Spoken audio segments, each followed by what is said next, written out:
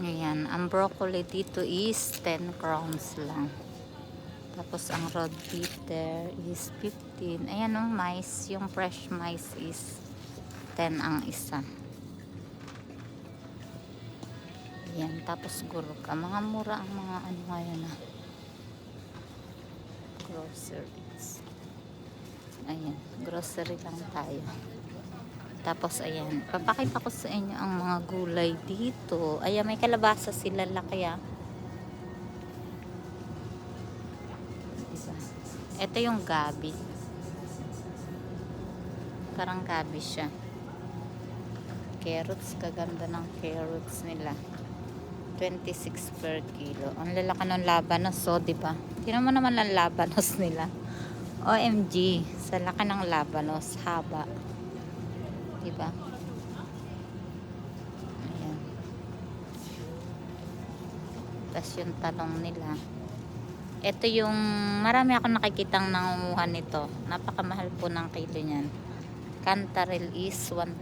Nasa 1,000 plus peso ang per kilo niya. Napakasarap po niyang kabote. Kabote ba yun? Yan, ito yung root radish ba yun? Ayan, chili nila. Diba? Ayan.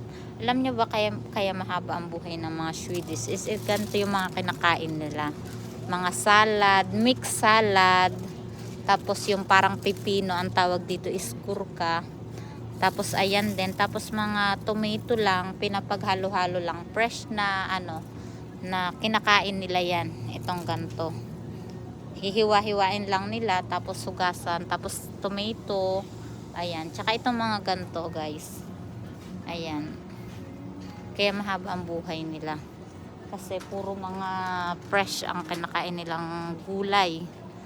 Salad ang tawag, ayan. Oh, may papaya din sila dito.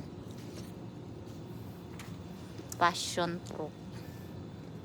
Ayan. Ito yung kiwi, avocado. O, may apple mango din sila dito. Ayan. Favorite ko to. Pero ang mahal ng kilo niya, 29. O, diba? Tsaka ang mga pinya din. Ayan. Pakwan. Tapos ayan, iba't ibang fruits. Apple. Tomato. Ayan. Ito naman yung mga, ayan, pwede nyo ding haluan ng mga fruits pag kumakain ng mga gulay ba. Ayan, tomato. Tapos ito, yung parang pepino dito is ito. Gurka ang tawag. Hinahalo-halo lang sa 10 crowns lang. Diba? Yan ang mga kinakain ng mga Swedish. Kaya ano sila, healthy at mahaba ang buhay. Ayan, 20 ang kilo ng baby plum tomato.